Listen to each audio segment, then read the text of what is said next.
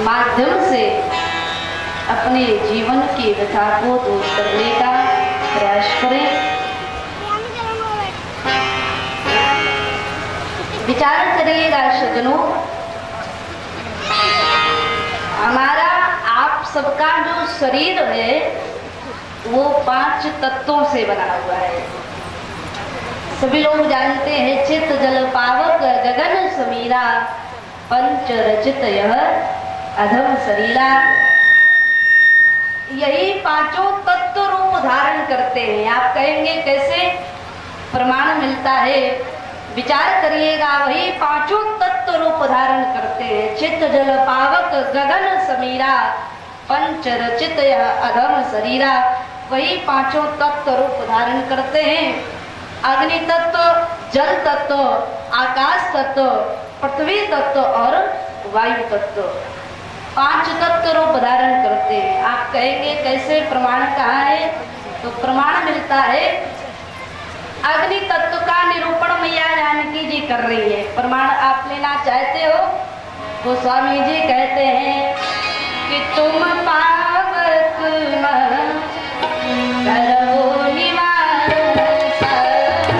तुम पावक करो निवार, जब लगी करो सचरना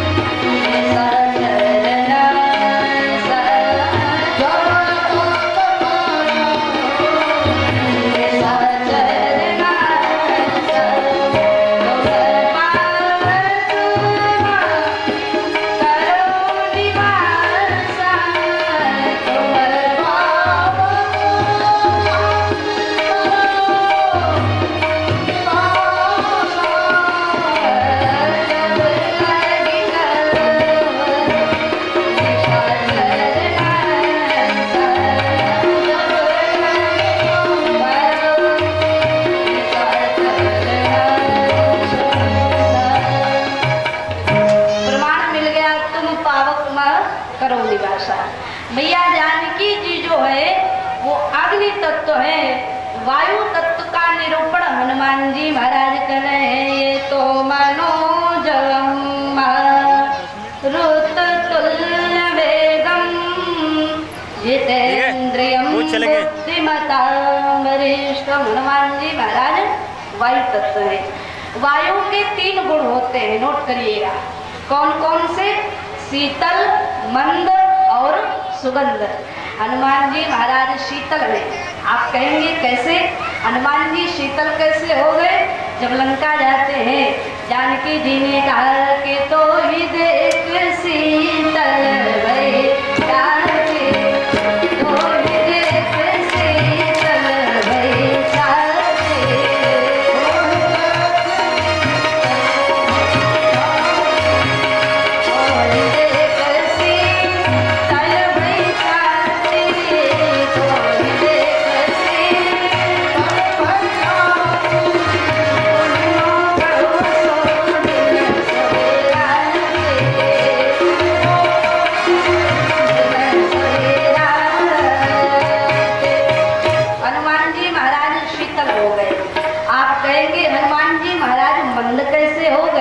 प्रमाण मिलता है। एक मंदमय मोह बस कुटिल हृदय ज्ञान होने प्रभु विसार दीन बंधु भगवान।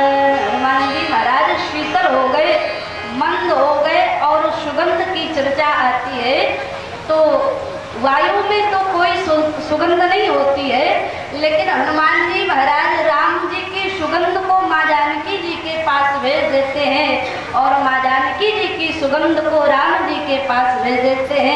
तो कहने का तात्पर्य था कि हनुमान जी महाराज वायु तत्व है। जल तत्व का निरूपण लक्ष्मण जी महाराज कर रहे हैं। आप कहेंगे कैसे? अग्नि तत्व का निरूपण जानकी जी कर रही है, वायु तत्व का निरूपण हनुमान जी महाराज कर रहे हैं और जल तत्व का निरूपण लक्ष्मण जी महाराज कर रहे हैं। आप कहेंगे कैसे? प्रमाण कहाँ है? तो प्रमाण मिलता है हनुमान जी महाराज वायु तत्व है और लक्ष्मण जी महाराज जो है वो जल तत्व है। प्रमाण मिलता है कि बंदौ लक्ष्मण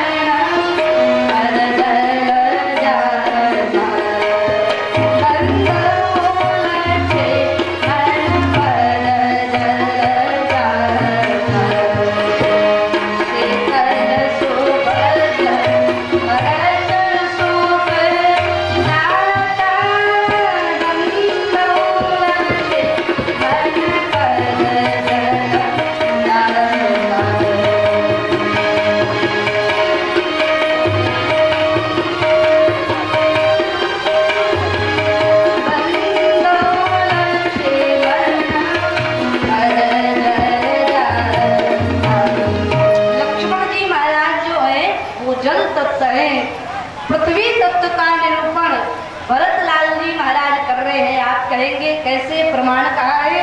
तो प्रमाण मिलता है भरतलाल जी महाराज पृथ्वी तत्व का निरूपण कर रहे हैं। विश्व भरण पोषण कर जो ये विश्व भरण पोषण कर जो ये विश्व भरण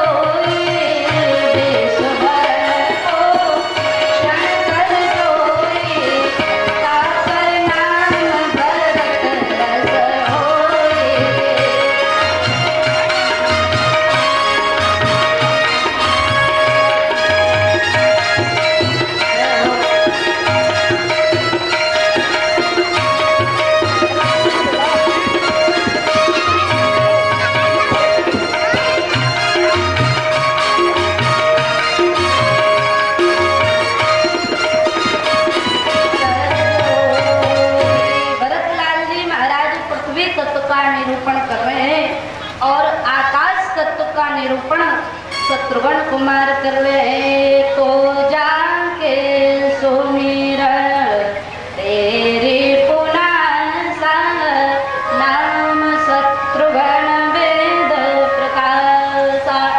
जिसके नाम सुमिरन मात्र से दुश्मन के दांत खट्टे हो जाते हैं, ऐसे हमारे शत्रुघ्न कुमार हैं। तो कहने का तात्पर्य था वही पांचों तत्व रूप धारण करते हैं। आए कल जीव की व्याख्या हो रही थी, आज माया की व्याख्या थोड़ी सी हो जाए। हमारे मर्यादा पुरुषोत्तम राम जी लक्ष्मण जी को माया की व्याख्या करते हुए उपदेश देते हैं। कहते हैं लक्ष्मण भैया ध्यान से सुनो, माया के दो रूपों का वर्णन गोस्वामी जी ने किया। कौन कौन सी? एक का नाम विद्या माया है तथा दूसरी का नाम अविद्या माया है। गोस्वामी जी कहते हैं किसे ही कर भेद सुलभ तुम सो, किसे ही कर भेद सुलभ तुम सो, किसे ही कर भेद सुलभ तुम सो, विद्या पर अविद्या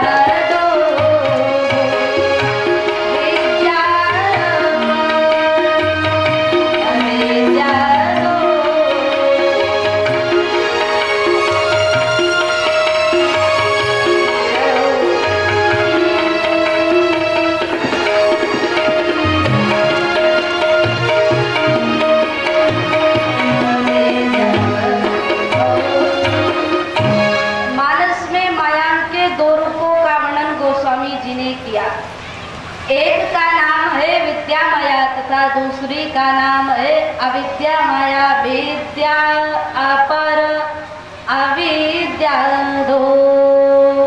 किसी ने गोस्वामी जी से प्रश्न कर दिया, बाबा जी आपने तो कह दिया विद्या अपर अविद्या दो, इन दोनों में अंतर क्या है?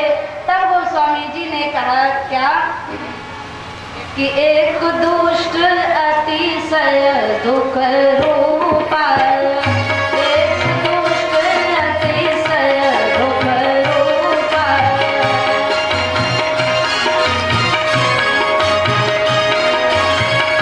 एक दुष्ट अतिशय दुख रूपा, एक दुष्ट अतिशय दुख रूपा, जावस जीव पर भूपा,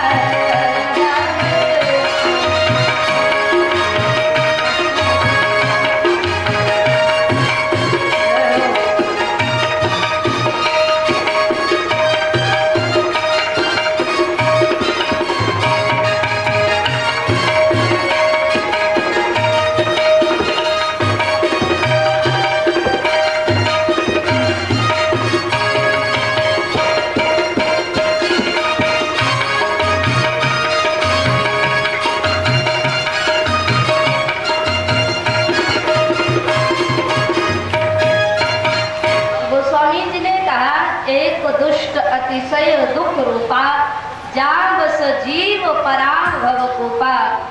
अविद्या माया जो है सज्जनों, वह अत्यंत दुखदाई है तथा इसी के कारण यह जीव इस संसार रूपी कुएं में पड़ा हुआ है। जावस जीव पराग भव कूपा। इस संसार का परिचय समुद्र और नदी के रूप में भी किया जा सकता था। मैं गोस्वामी जी से पूछना चाहती हूँ कि आपने कुएं से परिचय क्यों दिया? संसार का परिचय समुद्र और नदी के रूप में भी किया जा सकता था, लेकिन आपने ऐसा क्यों कहा? जावस जीव पराभव ऊपा, वहाँ कहते हैं। इसके पीछे एक सुंदर संकेत है। गोस्वामी जी मानो बताना चाहते हैं कि नदी और समुद्र के संदर्भ में व्यक्ति का पुरुषार्थ भले ही एक सीमा तक चल सकता है, वो अपने हाथ पर चला करके तैरने की चेष्टा कर सकता है, पर कुएं में गिरे हुए व्यक्ति को कोई दूसरा निकालने वाला हो तभी वह बच पाएगा।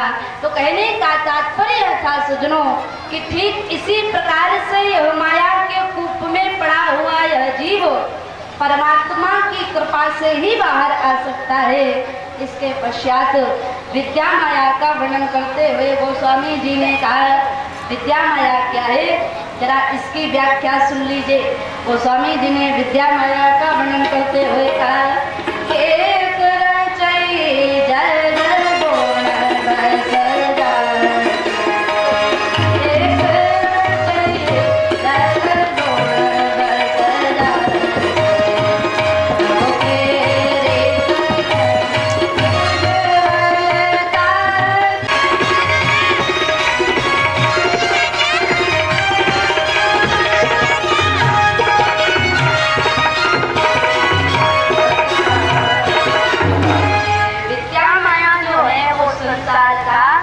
निर्माण करती है, पर यह निर्माण कार्य वो अपने बल पर नहीं, अपने ईश्वर की प्रेरणा और शक्ति से करती है।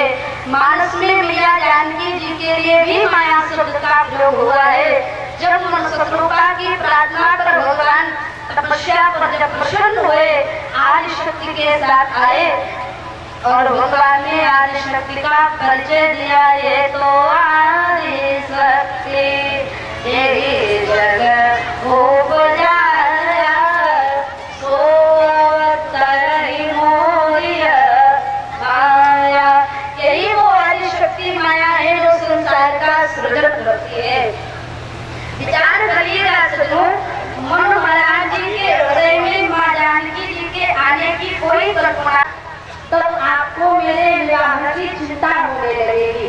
तब आप सोचने लगेंगे कि हमारे पुत्र के अनुरूप भी मुझे पुत्र वधू मिले। तो उस कठिन काम की व्यवस्था हम पहले से करके आ रहे हैं, साथ में तुम्हारे लिए पुत्र वधू भी लेके आ रहे हैं। और भगवान ने जानकी जी का आदि शक्ति का परिचय दिया। सो अवतरी मोरिया संसार का सृजन करती है। तो इसका अभिप्राय है सज्जनों कि जहाँ एक और माया के द्वारा संसार का निर्माण होता है, वही दूसरी ओर व्यक्ति को भी माया के द्वारा प्राप्त होता है। और दोनों में बस अंतर यही है कि एक का नाम विद्या माया है तथा दूसरी का नाम अविद्या समान हो, उसी का नाम है शूर्पणखा। सारे शरीर में नाखून ही एक ऐसा विलक्षण अंग है जिसको समय समय पर काटते रहने की आवश्यकता पड़ती है, जबकि अन्य अंगों को कटने से बचाया जाता है, नाखून काटने पर भी बढ़ता रहता है। क्षमा कीजिएगा बताओ बहनों, मैं तो यहाँ की बात नहीं करूँगी, आप सभी लोग बहुत अच्छे हो। हमारे समाज में देखने को मिलता है, हमारी कुछ बहनें बड़े बड़े नाखून रखाने का फैशन बना लिया, 2-2 इंच के नाखून रखाई रहती है। ये बहुत बड़ा दोष माना लीजिए। ये शूर्पणखा है, कौन गोस्वामी जी कहते हैं कि शूर्पणखा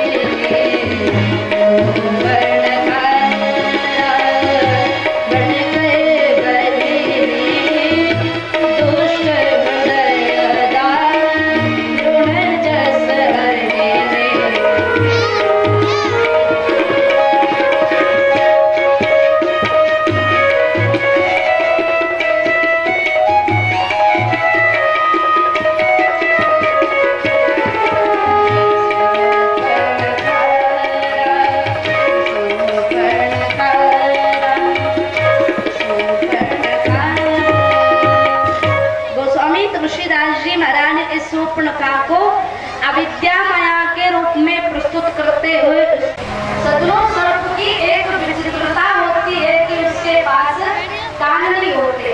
जो कान से सुनेगा वही परमात्मा पर विश्वास करेगा।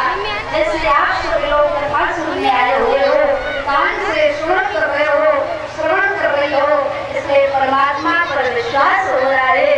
और जो आँख से सुनेगा वो केवल दृष्टि से दिखाई देने वाले पदार्थों को ही सत्य मानता है। तो ऐसा व्यक्ति मानता है कि पदार्थों का भोग कर लेने से जीवन का उद्देश्य पूरा हो जाता है।